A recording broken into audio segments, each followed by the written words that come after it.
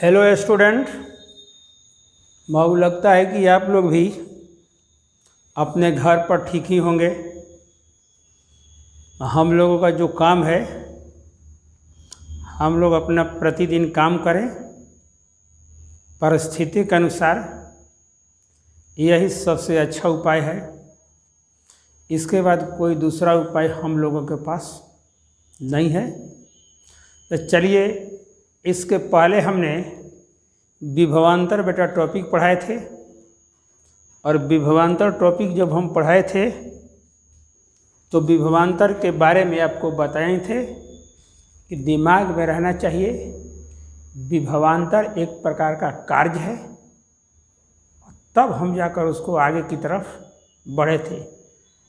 तो ओम के नियम में तीन चीज़ होती है। क्या चीज़ होती है ओम के नियम में? आगे ओम का नियम पढ़ना है, लेकिन ये जाना भी बराबर आई आर। क्या होता है? भी विभवांतर है, दो विभवों के अंतर को विभवांतर कहते हैं।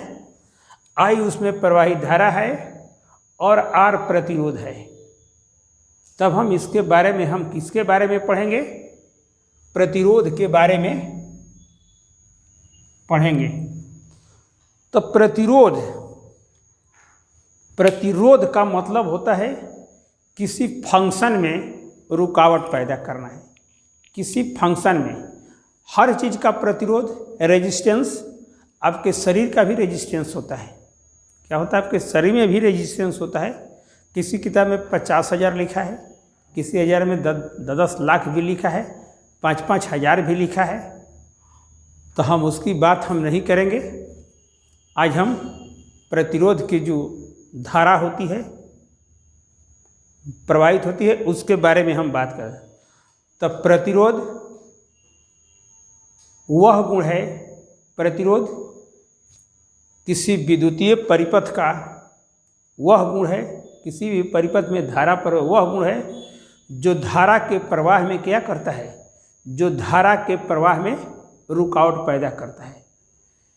प्रतिरोध किसी विद्युतीय परिपथ के प्रवाह में होने वाली धारा के प्रवाह के बीच जो रुकावट उत्पन्न करता है, उस रुकावट को ही हम क्या कहते हैं? प्रतिरोध कहते हैं। तो प्रतिरोध में आप देखिए, प्रतिरोध ओम के नियम पर पहले चर्चा करते हैं। प्रतिरोध किसके बराबर होता है?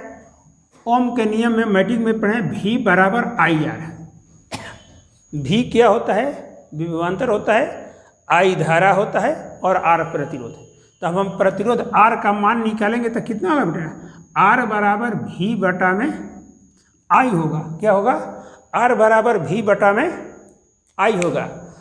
तो किसी चालक का प्रतिरोध आर चालक के सिरों के बीच उत्पन्न विभवांतर भी तथा चालक में प्रवाहित धारा के अनुपात के बराबर होता है। तो कहने का मतलब, किसी चालक का प्रतिरोध चालक में प्रवाहित धारा तथा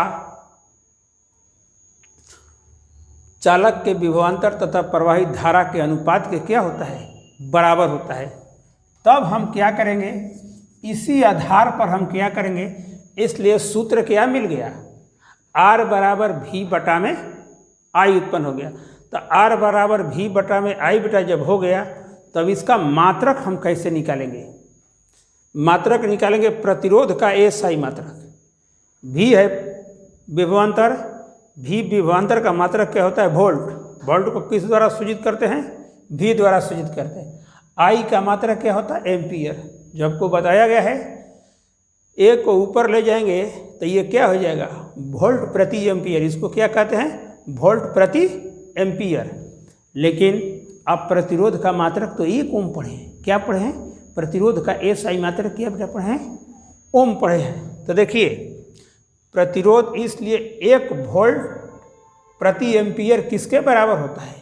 ओम के बराबर होता है। और ये नामकरण करते समय ओम नामक वैज्ञानिक के नाम पर रखा गया है। क्या होता है? ओम नामक वैज्ञानिक के नाम पर रखा जाता है। तो ओम को इस तरह हम सूचित करते हैं। क्या करते हैं? ओम को इस प्रकार सूचित करते हैं। तो 1 ओम बराबर 1 वोल्ट प्रति एम्पियर। तो प्रतिरोध का SI मात्रा क्या होता है? ओम होता है। अब कोई आपसे पूछे कि एक ओम का परिभाषा क्या होता है, तो कहने का मतलब यहाँ पर समझिए, वोल्ट बटा में एम्पियर, वोल्ट बटा में एम्पियर। आइए क्या हो गया, 1 वोल्ट हो गया और 1 एम्पियर। इसका परिभाषा सुनिए, 1 ओम कब होता है? 1 वोल्ट प्रति एम्पियर के बराबर होता है। यदि किसी चालक के सिरों के बीच, यदि किसी चालक के सिरों के बीच 1 वोल्ट का विभवांतर उत्पन्न हो और जिसके फलस्वरूप, कहने का मतलब 1 वोल्ट का विभवांतर उत्पन्न करने के लिए 1 एम्पियर विद्युत धारा की आवश्यकता हो। कितना होना चाहिए? 1 एम्पियर विद्युत धारा की आवश्यकता होनी चाहिए। तब उसका मात्रक, उसका प्रतिरोध कितना होता है? 1 ओम के बराबर होता है। तो 1 ओम का मतलब हो गया, यदि किसी चालक के सिरों के मध्य 1 वोल्ट विभवांतर आरोपित करने पर क्या होता है?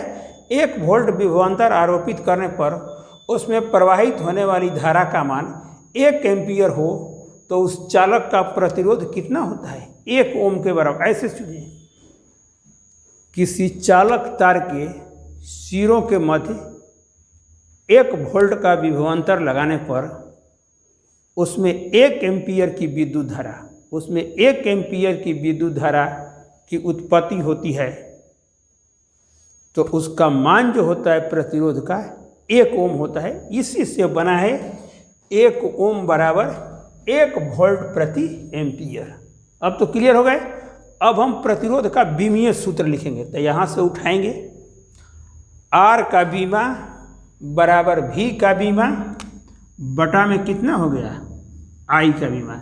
पिछले टॉपिक में बाबू हमने विभवांतर का बीमा आपको निकाल दिया है, mL² T to the power -3 A to the power -1। फिर देखो,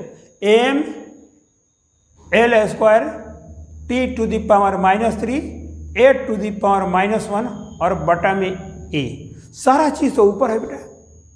तो m के जगह पर m लिख देंगे, l के जगह पर l², t के जगह पर -3 और a के जगह पर कितना हो जाएगा? नीचे से 1 जाएगा ऊपर तो -1 और -1 मिलकर कितना हो गया? -2 हो जाता है। तो mL² t पर -3 a पर कितना होगा? -।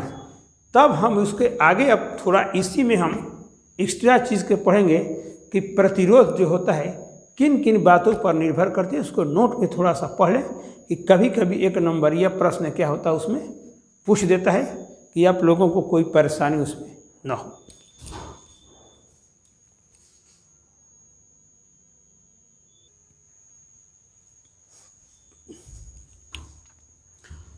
वो असली चीज़ हो गया है, उसका परिभाषा वगैरह और उसका बीमा भी बाबू निकाल दिया गया है।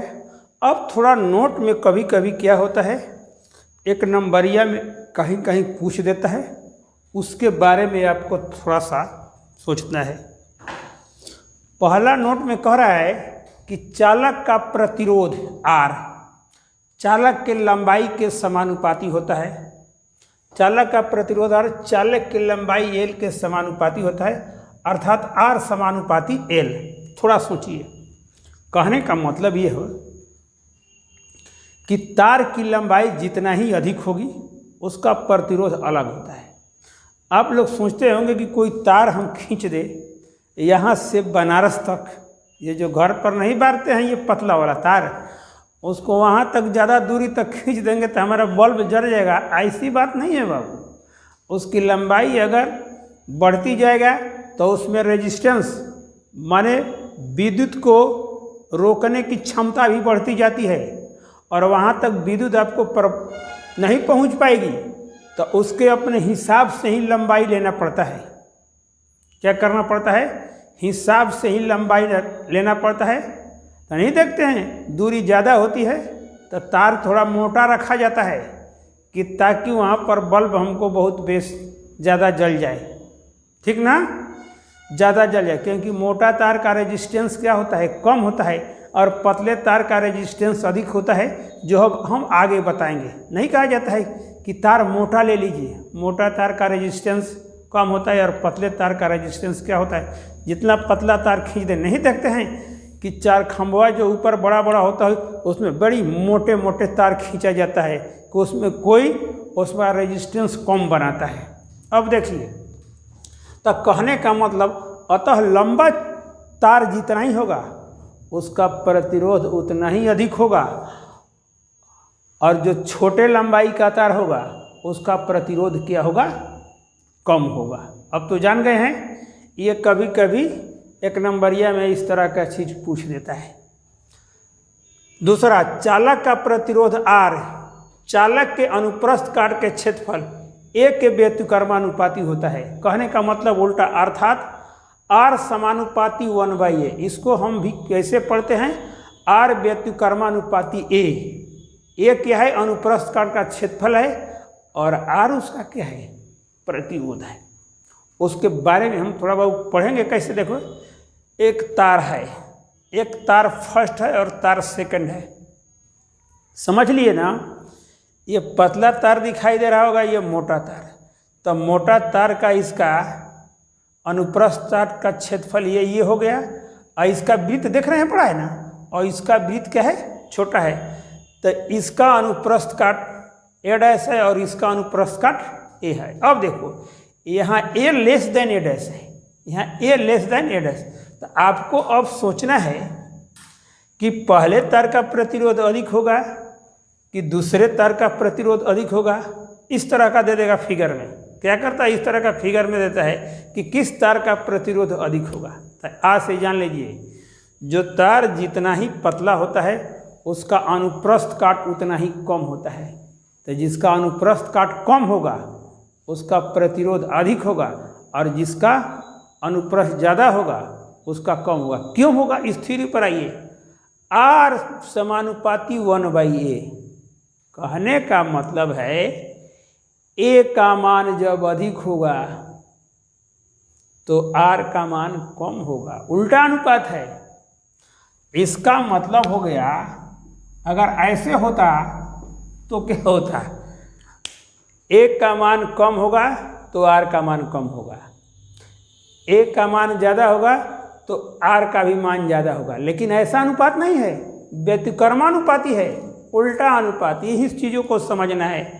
R व्युत्क्रमानुपाती है, चाहे उसको ऐसे पढ़ते हैं समानुपाती, R समानुपाती 1/A। इसका मतलब ये हुआ कि अगर A अधिक है तो R कम होगा, और A कम हो जाएगा तो R अधिक होगा। इसका मतलब इधर से कहिएगा, अगर R अधिक होगा तो A कम हो जाएगा। देखो, ये अधिक करते हैं तो ये कम होना चाहिए, क्योंकि अनुपात उल्टा अनुपात। इसी तरह उल्टा अनुपात को समझना है। R समानुपाती 1। तो अब यहाँ पर देखिए, A लेस देन A' है। क्या है, A लेस देन। तो A का मान छोटा है, A का मान बेटा छोटा है, तो R का मान क्या होगा, बड़ा हो जाएगा, उल्टा।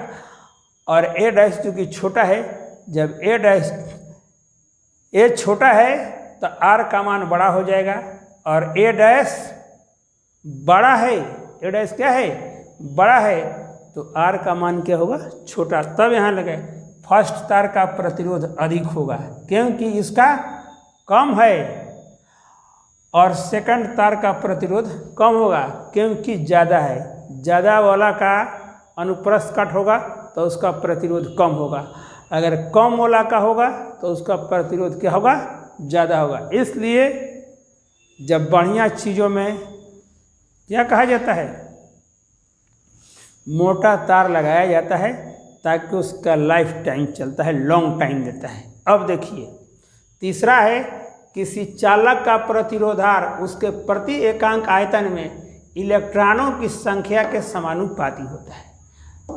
संख्या n के व्युत्क्रमानुपाती होता है, अर्थात R समानुपाती 1/A।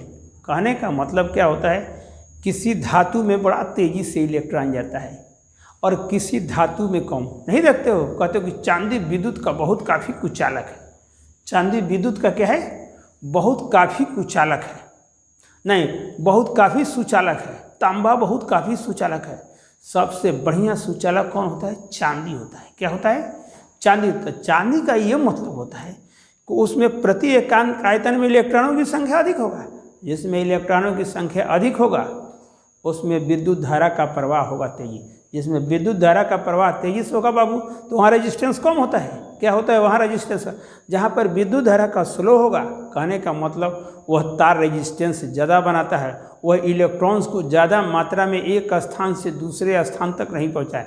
क्योंकि विद्युत धारा का निर्माण किससे होता है, इलेक्ट्रॉनों से। विद्युत धारा का निर्माण किससे होता है, इलेक्ट्रॉनों से होता है। तो यही कह रहा है कि किसी चालक तार का प्रतिरोध R उसके प्रति एकांक आयतन में इलेक्ट्रॉनों की संख्या n के व्यतिक्रमानुपाती होता है। अर्थात R समानुपाती कितना होता है, 1/n। अतः चालक R चालक के प्रकृति पर निर्भर करता है। चालक का ताप बढ़ने पर धातु चालकों का प्रतिरोध बढ़ता है। अगर ताप का मान बढ़ाया जाए तो प्रतिरोध का मान भी क्या होगा, बढ़ता जाता है। ठीक ना, ताप का मान बढ़ाया जाए तो प्रतिरोध का मान भी क्या होता है, बढ़ता है। इसलिए R समानुपाती T होता है। यहाँ देखिए छोटा न्यूमेरिकली में थोड़ा यूज होता है। 1 किलो ओम बराबर कितना होता है, 10⁻³ ओम। 1 मेगा ओम बराबर 1 ओम बराबर कितना होगा, 10⁻6 ओम। 1 माइक्रो ओम बराबर क्या होता है, 1 माइक्रो ओम बराबर 10⁻⁻6 ओम। 1 नैनो ओम बराबर 10⁻⁻9। इसको थोड़ा बढ़िया से देख लीजिएगा।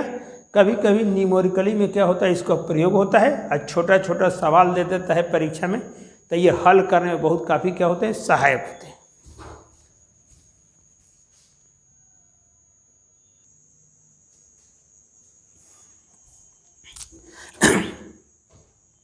देखिए बाबू, ये विद्युत चालकता है और विद्युत चालकता, अब प्रतिरोध पढ़े हैं ना, तो विद्युत चालकता क्या है, बात तो समझ में आ रही है आप लोग को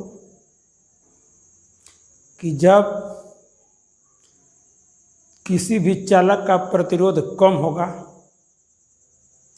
तो विद्युत धारा उतने ही तेजी से किसी चालक में प्रवाहित होगा।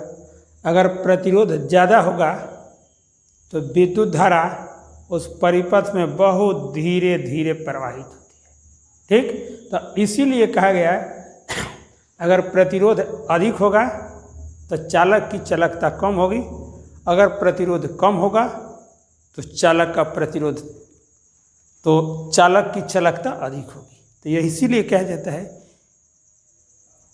किसी चालक के प्रतिरोध के व्युत्क्रम को क्या कहते हैं, किसी चालक के प्रतिरोध के व्युत्क्रम को हम विद्युत चालकता कहते हैं। प्रतिरोध को हम उल्टा कर देंगे तो हमारा क्या होगा, विद्युत चालकता मिल जाएगा। यदि किसी चालक तार का प्रतिरोध R हो, बढ़ाया, यदि किसी चालक तार का प्रतिरोध R हो तो उस चालक तार का प्रतिरोध K द्वारा, K को हम विद्युत चालकता से सूचित करते हैं। इसलिए कितना हो जाएगा, 1/R हो जाएगा। तो K का SI मात्रक निकालेंगे तो R का मात्रक कितना होता है, ओम होता है। तो 1 में कितना हो गया, ओम को ऊपर कर देंगे तो इसका नाम क्या होगा, प्रति ओम। क्या होगा, पर ओम। क्या होगा, पर ओम। और इसको एक दूसरा भी मात्रक महो ओम कहते हैं। ओम को उल्टा कर देंगे तो क्या होगा, महो हो जाएगा। क्या होगा, महो होगा। के का मात्रक महो भी होता है तथा इसका मात्रक साइमेन भी कहते हैं। इसको कहीं कभी लोग इसको सीमेन भी कहते हैं। क्या होगा, सीमेन भी होता है।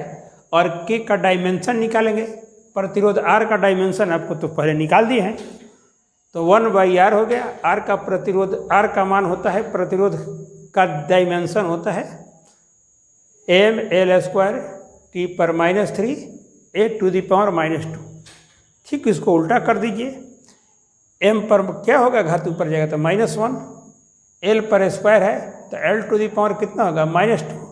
और टी पर -3 है तो टी पर कितना होगा 3, और ए पर -2 तो है कि तो कितना हो जाएगा a² हो जाएगा। अब कोई दिक्कत आपको नहीं होना चाहिए। अब थोड़ा सा उसको समझने के लिए अब देखो बाबू, अति चालकता में पहले आपको हम बताए हैं किसी चालक का प्रतिरोध उसके ताप पर निर्भर करती है। कहने का मतलब कि R समानुपाती T चाहे T समानुपाती R कहिए तो ये बहुत बेहतर होगा T समानुपाती R। तो कहने का मतलब है कि अगर ताप का मान कम करते हैं, क्या करते हैं, ताप का मान कम करते हैं, ताप का मान कम करते हैं तब प्रतिरोध भी कम होगा, और ताप का मान अधिक बढ़ाते हैं तो प्रतिरोध भी क्या होगा, अधिक होगा। ठीक, ये हम अति चालकता, आपको सुपर कंडक्टिविटी को हम बता रहे हैं। देखिए पहले इसको ऐसे समझिए कि किसी चालक का प्रतिरोध R चालक में ताप के समानुपाती होता है। कहने का मतलब ताप बढ़ेगा तो प्रतिरोध का मान बढ़ेगा, अगर ताप घटेगा तो प्रतिरोध का मान भी क्या होगा, घटेगा। प्रतिरोध का मान क्या होगा, घटेगा। इतना तो क्लियर हो गया। प्रतिरोध का मान जब घटेगा तो देखिए क्या होगा। तब कहने का मतलब कि जब प्रतिरोध कम रहता है तो धारा बड़ा तेजी से चलती है। क्या होती है, धारा तेजी। प्रतिरोध तो जानते ही हैं, प्रतिरोध क्या करता है, किसी विद्युत धारा के प्रवाह में रुकावट पैदा करता है। कहने का मतलब कि प्रतिरोध जितना ही अधिक होगा विद्युत धारा उतना ही धीरे धीरे बढ़ेगी, प्रतिरोध जितना ही कम होगा विद्युत धारा उतनी ही तेजी से बहेगी। तो अब ये कैलकुलेशन वहाँ पर नोट पे पढ़ाए थे आप लोग को। प्रतिरोध में R जो होता है T के समानुपाती होता है। तो यहाँ पर एक जगह तापमान लिख दीजिए समझने के लिए, एक रख लीजिए प्रतिरोध। तो कहने का मतलब ताप अगर अधिक होगा तब प्रतिरोध भी क्या होगा, अधिक होगा। ताप अधिक होगा तो बेटा अगर ताप अधिक होगा तो प्रतिरोध भी क्या होगा, अधिक होगा। कोई बात नहीं है, अगर ताप बढ़ेगा तो उसकी चालकता क्या हो गई, घटेगी। क्या हो गई, चालकता घटेगी। फिर एक बार तापमान और लिखो समझने के लिए। तापमान फिर क्या हो गया, ये प्रतिरोध। अगर ताप क्या होगा, घटेगा तो प्रतिरोध भी क्या होगा, घटेगा। इस चिन्ह का मतलब हो गया अगर तापमान बढ़ेगा तब प्रतिरोध भी हाई, अगर ताप हाई होगा तब प्रतिरोध भी हाई होगा, धारा का प्रवाह नहीं होगा। तो कहने का मतलब परिपथ में उतना काम धाम बाबू होगा नहीं। तुम ही बताओ, तुम कोई काम कर रहे हो और तुमको कोई रोक रहा है कि काम मत, तो काम आप तेजी से कर सकते हैं नहीं। किसी भी चीज़ का विरोध होता है तो कभी भी वर्क डन बढ़िया से नहीं होता है। अगर तापमान कम करते हैं तो प्रतिरोध भी कम हो जाता है। तो कहने का मतलब कि धातुओं का ऐसा गुण होता है जब ताप का मान धीरे धीरे कम करते जाते हैं, क्या होता है, कम करते जाते हैं तो उसका प्रतिरोध भी कम हो जाता है। एक समय ऐसा आता है कि ताप कम हम कर देते हैं तो कभी कभी प्रतिरोध क्या हो जाता है, शून्य के बराबर हो जाता है। कभी कभी प्रतिरोध लगभग क्या हो जाता है, शून्य के बराबर। शून्य तो प्रतिरोध जब शून्य के बराबर हो जाएगा तो तू बताओ तो के का मान इन्फिनिटिव हो जाएगा कि नहीं। अगर के बराबर 1/0 हो जाएगा तो ये इन्फिनिटिव हो जाएगा। किसी संख्या में 0 से भाग देने पर क्या हो जाता है, इन्फिनिटिव। कहने का मतलब कि प्रतिरोध अगर शून्य हो जाएगा तो चालकता बढ़ जाएगी, धारा बहुत तेजी से बढ़ेगा और परिपथ में बहुत तेजी से काम होने लगेगा। क्या होगा, तेजी से काम होने लगेगा। इस गुण को ही हम क्या कहते हैं, अति चालकता। अति चालकता में ऐसा कंडक्टर जो बहुत ही कम ताप पर क्या होता है, बहुत ही कम ताप पर प्रतिरोध शून्य हो जाता है। क्या होता है, प्रतिरोध शून्य हो जाता है और उनसे होकर बहुत ही अधिक धारा प्रवाहित होगी। क्या होगी, बहुत ही अधिक धारा प्रवाहित हो गए। अति चालकता। अति चालकता का मतलब, अति चालकता वह गुण है जो बहुत ही कम ताप पर जिसका प्रतिरोध शून्य हो जाता है। प्रतिरोध जब शून्य हो जाता है तो उसमें धारा का प्रवाह क्या हो जाता है, तेजी से हो जाता है। और तेजी से हो जाता है तो इसी गुण को हम क्या कहते हैं, अति चालकता। यही बात है ना, तापमान अधिक होगा तो प्रतिरोध अधिक होगा, तापमान कम होगा तो प्रतिरोध क्या होगा, कम होगा। बहुत ही कम ताप अगर कर दिया जाए और धारा का ने उत्पन्न प्रतिरोध शून्य हो जाएगा तो उस अवस्था में धारा का प्रवाह बहुत तेज होता है। इसे हम क्या कहते हैं, अति चालकता। इसकी खोज कभी कभी एक नंबरिया में पूछ देता है कि अति चालकता की खोज किसने किया था। तो देखो बेटा, अति चालकता पर बहुत कार्यक्रम सुपर कंडक्टिविटी पर चल रहा है। इसको कहने का मतलब इतना विकसित किया जा रहा है कि हर चीज़ कंप्यूटर के क्षेत्र में भूचाल आ जाएगा। कंप्यूटर के जैसे मान लो कि विद्युत धारा प्रवाहित करना है एक जगह से दूसरी जगह, अगर उसमें सुपर कंडक्टिविटी लगा दिया जाए तो उसमें कोई रुकावट नहीं होगा और कोई धारा तेजी से एक जगह से दूसरे जगह तक प्रवाहित होने में कोई देर और नहीं लगेगी। तो इसको 1911 ईस्वी में नीदरलैंड के वैज्ञानिक के मर्लिंग ओन्स ने खोज किया था। वो समझो एक तरह से आज तुम्हारा 4G के बाद 5G 2G 3G सब आता है और तुम्हारा कंप्यूटर क्या होता है, तेज़ी से फास्ट। तुम नहीं कहते अगर मेरे मिसाइल पर कंप्यूटर लगा है तेज़ी से उतना मार देता है। जानते हो किसकी काम है, अति चालकता का काम है।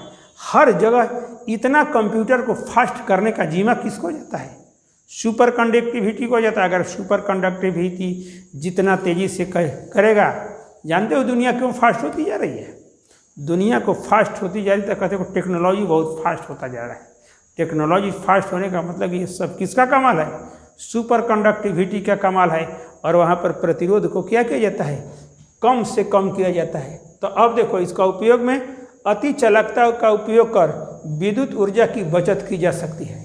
कहने का मतलब कि जो प्रतिरोध के चलते विद्युत ऊर्जा जो ज़्यादा रास्ते में ही खर्च हो जाती है वह तेज़ी से क्या होगा, उसका बचत होगा।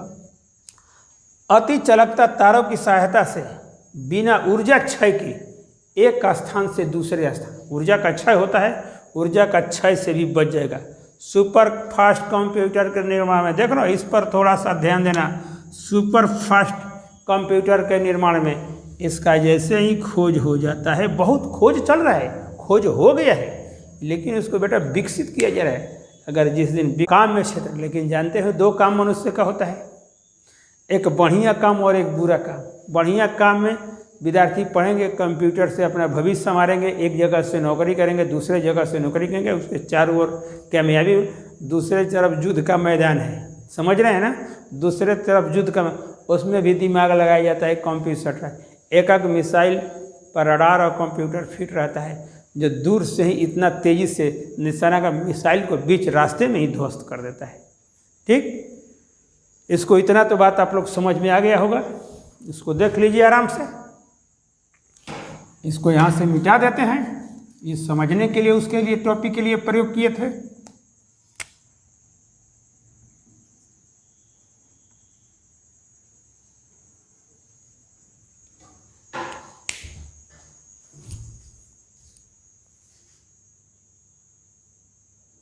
काम में क्षेत्र, लेकिन जानते हो 2 काम मनुष्य का होता है, एक बढ़िया काम और एक बुरा काम। बढ़िया काम में विद्यार्थी पढ़ेंगे, कंप्यूटर से अपना भविष्य संवारेंगे, एक जगह से नौकरी करेंगे, दूसरे जगह से नौकरी करेंगे, उसके चारों ओर कामयाबी। दूसरे तरफ युद्ध का मैदान है, समझ रहे हैं ना, दूसरे तरफ युद्ध का, उसमें भी दिमाग लगाया जाता है कंप्यूटर।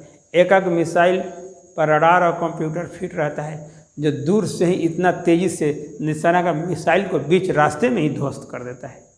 ठीक, इसको इतना तो बात आप लोग समझ में आ गया होगा। इसको देख लीजिए आराम से, इसको यहाँ से मिटा देते हैं। ये समझने के लिए उसके लिए टॉपिक के लिए प्रयोग किए थे।